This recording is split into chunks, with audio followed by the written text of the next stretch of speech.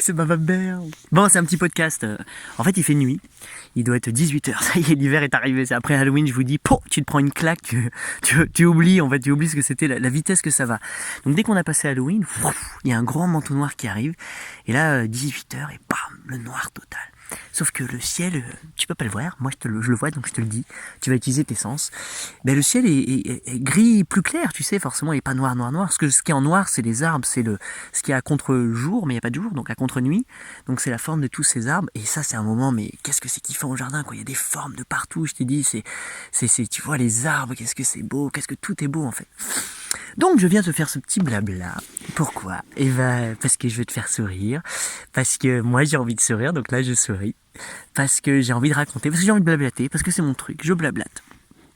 Donc il y a plein de choses que je souhaiterais te dire. La première chose, tout d'abord et avant tout, c'est la vie, elle est belle. Elle est vraiment belle, la vie. Et c'est beaucoup plus simple qu'on imagine.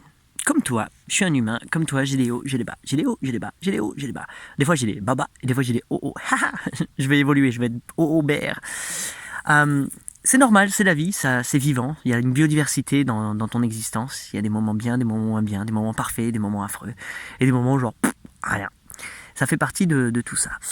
Le truc, c'est que je pense qu'en tant qu'humain, les moments bas, les moments comme ça, ben, on n'a pas envie, on aimerait qu'ils soient pas. Genre, on aimerait ne pas avoir ça et avoir que du kiff, que tout. Enfin, moi, du moins, en tant qu'humain, j'aimerais toujours kiffer. Ah, c'est bon, j'ai envie de kiffer. Et des fois, ça m'arrive de pas kiffer. Sauf que je suis tellement malin qu'en fait, je kiffe ne pas kiffer. C'est-à-dire que quand je suis triste, quand je suis pas bien, quand je suis en colère, quand je sais pas quoi, quand je suis déçu, quand je suis tous ces termes en U peut-être, d'une forme de négativité, une forme qui pourrait affecter ton cœur, ton état mental, ton état d'être, genre c'est bof. Mais j'arrive quand même à kiffer ça parce que je me dis tant mieux que ce soit bof, parce qu'au final c'est pas un gros bof, j'ai eu des pires bofs, donc même mes bofs ils sont vachement plus kiffants. Je sais pas si tu vois ça, c'est ce cercle vertueux. Et qu'après chaque bof, qu'est-ce qui se passe ? Bah, il y a un pur kiff, il y a un truc qui vient. Donc le bof, à quoi il sert ? C'est ça cette question. Ce bof, cette envie, ce bof, je sais pas comment tu le dis toi avec ton accent. J'adore, je vous rencontre de plus en plus, j'en rencontre d'Alsace, de Suisse, de Normandie, de Bretagne, des Landes. Vous avez tous des... Qu'est-ce que c'est beau, qu'est-ce que c'est beau la France, qu'est-ce qu'on est beau les Français, je vous jure. Les Québécois aussi, hein, enfin tous les francophones. Il y a une diversité dans notre langue, de tonalité, de jargon, Il y avait un mot que j'avais pas dit depuis longtemps, là c'est Japs qui me l'a ressorti. Ah, tu t'es fait ken. Et là, ça a pris du temps et le chemin de mon cerveau est revenu. Ah ouais, c'est vrai, je disais comme ça à l'époque. Tu te rappelles, relax Max, c'est cool Raoul. Les vieilles phrases qu'on sortait. À l'époque, c'était super important. Donc, même il y a une biodiversité dans ta vie, dans ton existence d'enfant, à adolescent, de grand, à vieux. Tu te rappelles qui t'étais il y a 5 ans ? Rien à voir avec qui t'es aujourd'hui. Tu sais qui tu seras dans 5 ans ? Rien à voir avec qui t'es aujourd'hui. C'est pour ça qu'il n'y a que le ici maintenant. Donc, profite totalement. Donc, même si ça fait des hauts, des bas, au final, c'est tout le temps toi dans le ici et maintenant. Qu'est-ce que tu vas en faire ? Ben moi, j'ai décidé que j'allais kiffer. J'allais essayer de kiffer chaque moment. Pourquoi ? Parce que quand je kiffe, je reste plus ou moins en contrôle de toutes ces choses-là. J'ai l'impression de piloter et j'ai l'impression qu'il y a tout le temps des cadeaux, des mystères, des trucs, des secrets de l'univers cachés dans les trucs désagréables. Donc c'est là où je vous dis que derrière toutes tes peurs, toutes les peurs que tu as, derrière, il y a quelque chose de incroyablement formidable pour toi. Tu l'as déjà vécu, tu as eu peur de quelque chose, tu as osé le faire, quand tu as osé, tu l'as fait, waouh, t'es superbe. Donc c'est perpétuellement comme ça. Donc là aujourd'hui, tu as des peurs, toutes ces peurs, vas-y, moi je dis vas-y, fonce. On essaie d'éliminer les peurs, on essaie de les justifier, moi je dis Chalnova, pour la biodiversité des peurs, moi je dis fonce dedans, va voir ça, c'est-à-dire agis en fonction vers ça, et tu vas voir que derrière cette peur, en fait, se cachait quelque chose de fantastique. Si ça marche pas, je suis désolé. Sinon, je pourrais t'argumenter pourquoi ça l'a été. C'est pas parce que tu l'as pas compris que ça l'a pas été.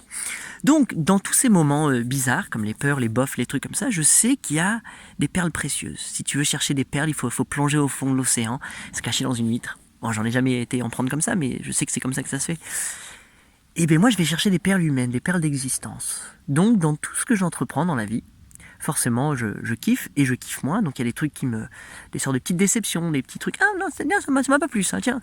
Et moi, je me base sur ma préférence. Donc, par exemple, quand tu passes un week-end, Le week-end, tu avais une attente, tu pensais que ça allait faire comme ça, entre amis, machin. Et tout ce qui s'est passé, moi, c'est que des informations que je vais récupérer et je vais dire, tiens, j'ai pas très bien kiffé ça, j'aurais préféré quoi? Qu'est-ce que j'aurais aimé beaucoup plus? Et là, je commence à réaliser les conditions pour moi pour kiffer. Par exemple, il y a des moments où je reste trop longtemps dans une soirée.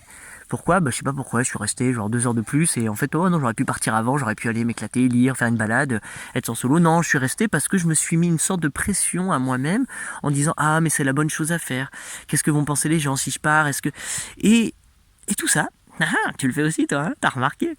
Et toutes ces choses, je me dis, mais attends, pourquoi je suis resté en fait? De quoi j'ai peur? Il fallait que je fonce vers la peur. Donc de quoi j'ai peur? J'ai peur en fait, c'est une peur humaine, que si j'agis comme vraiment je le sens, comme vraiment j'en ai envie, selon ma préférence, eh bien les gens, certaines personnes vont pas m'aimer, vont être déçus, vont pas m'apprécier, vont me critiquer, Donc je m'empêche d'aller vivre mes préférences, d'aller faire quelque chose, d'aller devenir quelque chose, d'aller prendre, manger, consommer quelque chose que je préférais, qui vraiment me donne l'idée que j'ai envie de kiffer, parce que j'ai peur que les autres vont me rejeter, ou vont pas me valider, m'apprécier, et que quelque chose va changer. Donc tu vois, la trame de la peur, c'est qu'il y a toujours quelque chose qui va changer. Et c'est ça qui fait peur. On a peur en fait du changement. Parce qu'en fait, on sait. Là, tu penses savoir parce que tu es dans le contrôle. Pas du tout, hein, mais tu es dans le contrôle de ta réalité. Tu penses que ça c'est bien, ça je maîtrise. Et en fait, le changement, c'est quelque chose d'inconnu. Donc moi, j'ai appris à être excité de l'inconnu, à être excité de toutes choses là. Donc c'est pour ça que je pousse un petit peu le bouchon. Tu pousses la bouchon, c'est-à-dire qu'en fait, je vais me frotter, je vais provoquer les circonstances, les situations. Quelqu'un m'a mis, Marie, je crois qu'elle s'appelle, bref, sur YouTube, elle m'a dit, ou sur Facebook, qui m'a dit, t'es un opportuniste. Et là, quand tu dis ce mot, pam, il y a plein de façons, mais il y a 2 façons principales de le voir. C'est une des premières qui vient à la tête, c'est t'es un opportuniste, c'est une critique. C'est ouais, tu es un opportuniste. Ça m'a été dit plein de fois dans ma vie en tant que critique. Et je dis mince, j'allais te dire ouais, je suis trop un opportuniste moi en fait. Et en fait oui, effectivement, je suis totalement un opportuniste. Un opportuniste c'est quoi? C'est quelqu'un qui prend la porte quand elle s'ouvre. Donc quand il y a une opportunité, je la prends. Quand tu me dis tu veux un carré de chocolat, je la prends, je dis oui. Et quand quelque chose, il y a une possibilité de faire, j'y vais à fond, bien entendu. Maintenant, être opportuniste, ça ne signifie pas aller faire du mal aux autres, ça ne signifie pas voler la place de quelqu'un d'autre, pas du tout. C'est une opportunité, je la saisis, voilà, libre à toi de la prendre. Par contre, quand tu saisis les opportunités, plein de choses phénoménales, fantastiques, magiques, t'arrives. Ça, c'est tout à fait normal. Donc toi, toutes les opportunités que tu as dans la vie, qu'est-ce que tu en fais? Là, aujourd'hui, tu as une opportunité, demain, tu as une opportunité. C'est tout le temps que des opportunités, sois un opportuniste, ou une opportuniste, avec un E. Profite de toutes ces choses et dis oui. Et c'est ça l'art de se dire oui. C'est l'art de dire oui, je vais saisir des nouveaux chemins, je vais tenter ces trucs parce que je le mérite, parce que ça m'excite, parce que c'est une situation qui en vrai de vrai, je la préfère. Et de là, la magie, que des belles choses. Donc, pour moi, l'existence, ta vie d'humain, elle n'est censée être que vertueuse. Chaque année, c'est de mieux en mieux. Les années se succèdent comme les saisons. Printemps, été, automne, hiver, là on est en plein dedans, gros changement. Oui, et je reproduis les actes de l'année dernière. Oui, au jardin j'ai plein de trucs à faire comme tous les automnes, mais c'est de mieux en mieux, tout le temps. Cet automne n'a jamais été aussi bien, cet hiver ne sera jamais aussi bien. Et en fait je ne fais que progresser, tout ne fait que s'améliorer, tout dans ma vie ne fait que s'améliorer. Est-ce que c'est le cas pour toi? Tic, tac, à tous les niveaux. Est-ce que tu sens qu'il y a une agradation? Contraire de dégrader, aggrader. Donc, est-ce que tu considères qu'il y a une agradation à tous les niveaux dans ta vie? Dans ta relation émotionnelle, philosophique, spirituelle, intellectuelle, financière, humaine, dans l'environnement? Donc moi, c'est matérialisé très facilement par le jardin-jungle. Le fait que je fasse un jardin-jungle, en fait, c'est que des arbres qui poussent de plus en plus, des fruits qui donnent de plus en plus, des légumes qui donnent de mieux en mieux, des fleurs qui poussent de partout. Donc en fait, chaque année, biologiquement, dans ma réalité, je vois une amélioration. Ça pousse de plus en plus, de mieux en mieux, de plus vite en plus vite. Wouah, méga gros kiff. Et je récolte de plus en plus. Donc si je jugeais la qualité de ma vie ou de mon existence en fonction de ma réussite au jardin, c'est pas molle.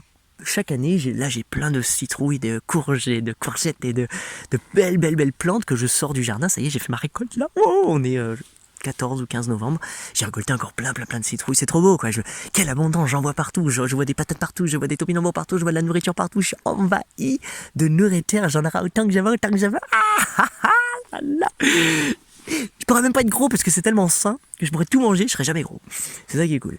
Non pas que ce soit pas bien d'être gros. Moi j'ai pas envie d'être gros, c'est un truc que j'ai pas envie dans ma vie. D'ailleurs j'ai envie de réfléchir beaucoup sur les gros parce que je sais que dans ma vie, dans ma jeunesse, j'aimais pas les gros. Je jugeais vachement les gros et les grosses. Les gens de forte pesanteur.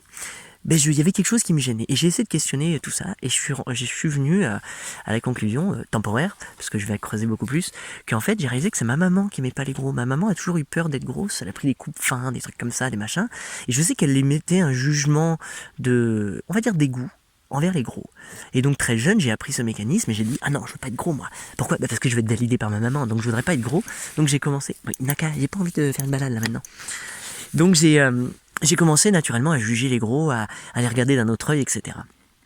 Et avec le temps, waouh, j'ai évolué, j'ai eu des très belles choses. Bref, je te parlerai un autre jour des gros parce que c'est génial. Parce qu'en fait, dans ma tête, quand j'ai rencontré ma Maya était grosse. Enfin, elle était rondelette. Plus grosse que je n'ai jamais eu comme petite copine. Et je dis, waouh, mais je l'aime trop. Est-ce qu'elle perdra du poids avec le temps? Est-ce que je peux aimer ça? Et en fait, ça a été la meilleure femme de toute ma vie. Et ce qui est drôle, c'est qu'aujourd'hui, je regarde les photos de quand on s'est rencontrés. Et en fait, je vois une femme parfaite, genre trop belle, genre pas grosse du tout, pas rondelette du tout, genre impeccablement elle-même. Je dis, c'est marrant qu'à l'époque je pensais ça, tu vois, c'est trop drôle, bref. Enfin, c'est pas super drôle, mais c'est drôle pour moi. Donc j'aimerais vraiment qu'on adresse tout ça. Si tu es grosse, j'aimerais te parler, j'aimerais que tu prennes contact avec moi. Tu me dis, salut Baba, je suis un gros, je suis une grosse. Et j'aimerais en discuter, j'aimerais qu'on fasse un live ensemble et qu'on creuse et que je t'exprime toutes ces choses-là et que toi tu puisses nous parler. Aux États-Unis ils font ça beaucoup parce qu'il y a vraiment des gros là-bas. Et elle s'exprime énormément parce qu'il y a un rejet de la société. C'est fou comment on est méchant envers les gros, comment on n'aime pas les gros, comme c'est pas normal, il faut les faire maigrir, il y a tous ces trucs-là. Et il y a une sorte on a une sorte d'image, j'allais dire quoi, comment, average, c'est de moyenne. Il faut être, pour être un bon humain, il faut être de cette moyenne, dans une moyenne tout à fait moyenneuse. Et quand tu sors de ça, que t'es trop petit, trop grand, trop gros, trop machin, trop mince, t'es jugé, on t'aime pas. T'es pas comme la majorité, t'es pas comme nous. C'est fou ce mécanisme, hein. Mais pour tout. Donc par exemple moi qui suis totalement moi-même et qui blablate très rapidement et qui bouge et qui suis très nerveux et qui va dans tous les sens, il y a plein de gens qui aiment pas du tout ça. Ça les énerve. Mon existence, ils aiment pas. Ils veulent me mettre des pas likes. Regarde là, peut-être sur la vidéo YouTube, il y a déjà peut-être des pas likes.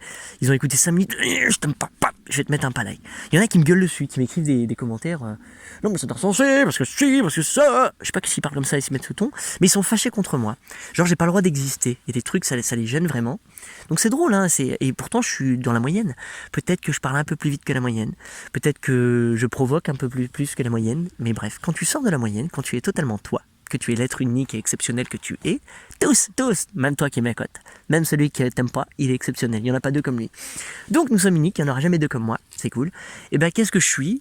Je peux l'inventer, personne ne peut le choisir pour moi. Non, toi t'es ça. Non merci, j'ai envie d'être ça. Puis j'ai plus envie d'être ça, puis j'ai envie d'être ça, puis j'ai envie de ça. On a le droit, ça fait partie de ton existence, de ta liberté humaine, de dire tu peux changer d'opinion, tu peux changer d'amis, tu peux changer de coupe de cheveux, tu peux changer de couleur de peau, tu peux faire plein de trucs, tu peux te refaire le nez, les lèvres, les seins, tout ce que tu as envie. On a le droit, c'est un droit humain. Par contre, tu vas avoir le courroux des autres humains qui vont pas être d'accord avec tes choix. Ça m'a beaucoup blessé, ça m'a beaucoup freiné, ça m'a beaucoup gêné quand j'étais plus jeune, et genre il y a 2 jours. Et maintenant, ça va beaucoup mieux. Ça va beaucoup mieux parce qu'en fait, je me dis, mais en fait, ils n'expriment qu'une opinion, qu'une facette, que leur peur, que leur manque de biodiversité, donc c'est pas grave. Merci, vous avez tout à fait le droit, je vais accepter parce que ça fait partie des croyances selon moi. Mais moi, j'ai envie d'être moi, j'ai envie de m'autoriser, j'ai envie d'aller vraiment faire ce que moi je préfère, peu importe ce que vous en pensez. Et en faisant ça, ça me mène dans des chemins absolument vertueux et des rencontres formidables et plein de trucs insoupçonnés. Et je pense que quand chaque humain se donne totalement le droit d'être et d'exprimer qui elle est, et voilà, quelque chose de phénoménal arrive pour cette personne. Donc je te le souhaite, je me le souhaite, c'est ce que je fais de plus en plus. Mais les amis, il n'y a pas de mystère, ça se travaille, c'est très simple, il suffit juste de lâcher prise. Tu lâches tout, tu incarnes totalement qui tu es, c'est tellement facile, et voilà! Sauf que il y a des stratégies, il y a un travail, il y a une vraie volonté, il y a plein de choses à faire, il y a plein de petites astuces, il y a plein de façons de penser, à ajouter de nouvelles applications. Il y a un gros travail spirituel, émotionnel, mental, tout ça, à faire pour se libérer de toutes ces choses-là. C'est comme si on s'était temporairement emprisonné de toutes les critiques de l'univers, de toutes les opinions de tout le monde, sauf qu'elles ne sont pas collées à nous, elles ont été proposées, nous on les tient. Et maintenant il suffit de lâcher. Il suffit de lâcher pour devenir soi-même. Et moi j'ai réalisé que c'est quelque chose qui me fascine. Je le fais sur moi depuis des années, je le fais avec les autres, je le fais sur les autres, et je dis c'est génial.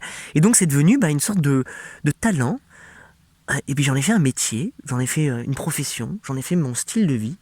J'ai dit ouais, et si j'étais ça, et si je devenais ça, et si je mettais ce talent, cette force qui est de motiver les gens, de booster leur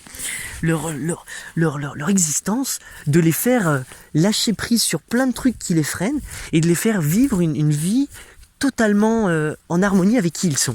J'ai dit mais c'est cool ça. Waouh, ça s'appelle comment? Je sais pas. En demandant, on dit c'est un life coach. C'est un coach de vie. Bon, je suis un coach de vie, je vais te coacher. Et j'ai dit ok, sauf que moi je me dis non, je suis un chaman, poète, sorcier, Socrate, philosophe, penseur, poète, toutes ces choses-là. Je dis oui, mais il y a pas de... j'ai pas besoin de dire ce que c'est pas grave. Peut-être que vous le verrez, chacun va le dire à sa façon.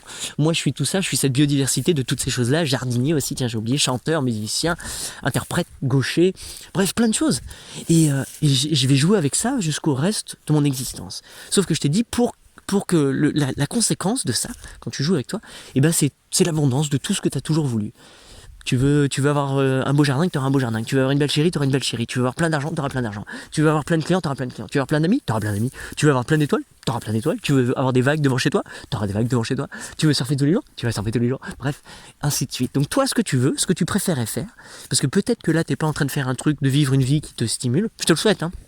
Alors même si elle est vachement stimulante, même au sein de ta vie stimulante, tu peux encore améliorer plein de trucs, j'en suis sûr. Si ce n'est par exemple le yoga, si ce n'est la méditation.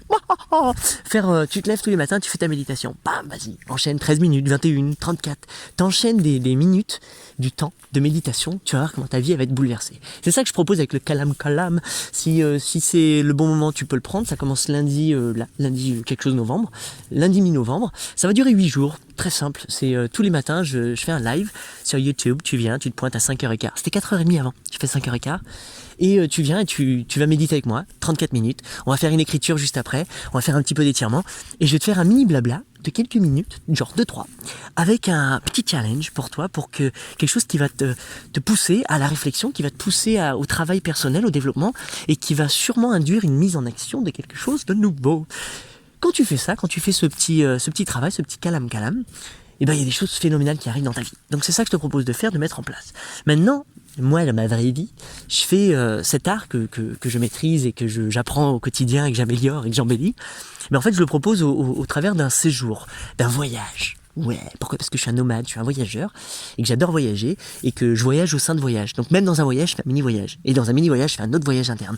Bref, il y a plein de voyages. Et c'est ça que j'ai envie de proposer au monde, c'est de dire, venez faire un voyage dans le Tarnastan, ou peu importe où est-ce que je vais être, parce que je voyage partout. Et venez passer quelques jours avec moi, vous allez voir, je crée de la magie, je crée une fusion humaine, je crée une synergie entre humains qui est absolument incroyable. Donc je mets les humains en symbiose.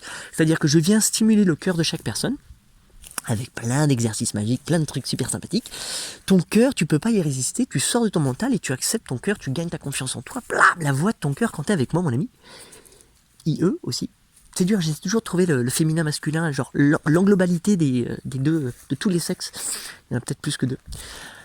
Donc quand tu passes du temps avec moi, forcément il y a quelque chose qui booste parce que moi je parle de la voix du cœur, je suis sur le cœur, donc pam, ça va être ce bruit-là. Tu rentres dans ta voie du cœur. Et dans ta voie du cœur, il y a plein de choses magiques qui se passent. Et donc juste en l'espace de 3 jours, tu viens avec des personnes, il y a une sorte de bouillon, de vie, d'inoculum d'amour qui est là. Tu te frottes avec des gens qui en 27 minutes deviennent tes meilleurs amis. Incroyable ce qui se passe à l'humain. Et là, la magie. Et tout le monde ressort avec une patate de ouf, un méga sourire, trop content, genre des grandes décisions prises, merci, c'est cool, génial, merci, je l'ai vécu. Je dis, c'est ça mon boulot, et je suis payé pour ça, oh là là, j'ai tout gagné dans la vie. Donc je fais du bien, je fais du très très très bien aux gens, je kiffe faire ça, j'adore, je voyage au même moment, je profite, et je gagne abondamment ma vie. Waouh, si c'est pas beau ça. Et ça, ben je l'enseigne aussi. Je me suis dit, mais attends, mais je peux montrer mon astuce, je peux montrer comment ça marche avec tout le monde. Et ça s'appelle l'entrepreneur éveillé. C'est-à-dire que peu importe ce que tu peux entreprendre, ben je vais te dire, bah viens frotter à ce que je fais. Et moi, je vais te poser des questions. Je vais te faire en sorte que tu fasses le meilleur, tu entreprennes de la meilleure des façons. Avec les guillemets meilleure, c'est-à-dire celle qui est la plus enrichissante pour tout le monde. Celle qui ajoute le plus de valeur, celle qui est le plus kiffante pour toi, celle qui fait le plus de mieux à l'environnement, à tout le monde. Waouh, la planète, elle est contente avec des entrepreneurs éveillés. Et ben c'est ça que je fais. Et il y a des gens qui sont contents, qui écoutent, qui viennent se former avec moi, qui viennent apprendre, qui viennent frotter leurs idées de business. Tiens, papa, je voulais faire ça. Cool. Et là, je creuse avec eux, je leur pose des questions, je leur installe, je les mets en connexion avec mon équipe, tiens, j'ai un mec qui fait des logos, un truc qui fait des sites internet, tiens, boum boum, tiens, tu veux de la musique pour tes films, boum boum boum. Je fais ma sauce parce que j'ai un méga réseau depuis le temps que je fais ça. Et ça accélère et boum, et la personne lance son entreprise, vit, fait kiffer le monde et qu'est-ce que c'est beau. Et puis après, comme elle est tellement libérée et qu'elle a tellement une abondance de temps, d'énergie, d'amour, d'argent, de tout ça, et bien quand on fait nos petites soirées, nos petites fêtes, nos petits festivals, nos petites séjours entre potes, elle peut venir. Pourquoi ? Parce qu'elle peut se le permettre. Et ça, c'est magique. Et donc en fait, il y a une réelle liberté. Le résultat de tout ça, de tous ces oui, de tout ce travail, il y a une liberté où il y a une aisance d'existence. Oh, c'est beau. Une aisance d'existence. Je crois que je vais faire un t-shirt. Si tu arrives à me faire un dessin sur l'aisance d'existence, que tu veux me faire un logo ou le proposer et qu'on en fasse un t-shirt, je suis ouvert à toi. On peut en faire des casquettes, parce que j'adore les casquettes. On peut en faire ce que tu veux. Ça peut être un terme, ça peut être un livre. Viens, on écrit un livre. Parce que mon but, c'est ça, moi. Moi, mon but, c'est de jouer avec les autres humains. C'est d'avoir des humains qui veulent collaborer avec moi et avec qui je vais pouvoir jouer. Donc là, par exemple, je bosse sur des films, sur des documentaires, peut-être sur une série de télé.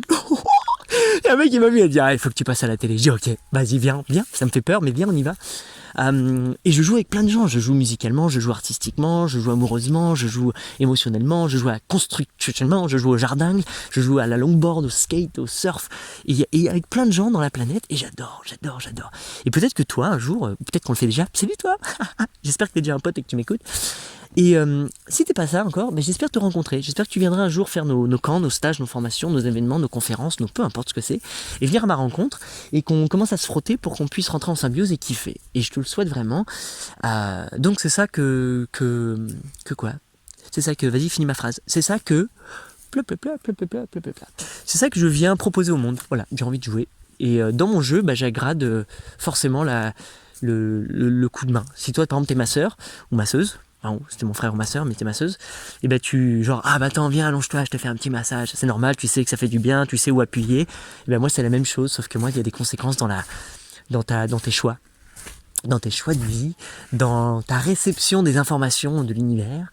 C'est-à-dire que tu apprécies l'existence encore plus. Oh, qu'est-ce que c'est beau, qu'est-ce que c'est doux. Donc voilà, bon, ça fait 22 minutes 30. J'ai pensé faire un 21 minutes. On enchaîne à 34 ? Non, on s'arrête là. Voilà, je vais finir. Il fait quand même très très froid dehors, c'est aussi pour ça que je rentre. J'ai fait une petite balade au jardin avec vous, merci, c'était superbe. Au prochain podcast, t'as le droit de laisser des commentaires, t'as le droit de me faire des coucous, t'as le droit de me faire des caca, tu fais ce que tu veux. Voilà, vive la vie. Écoute les feuilles.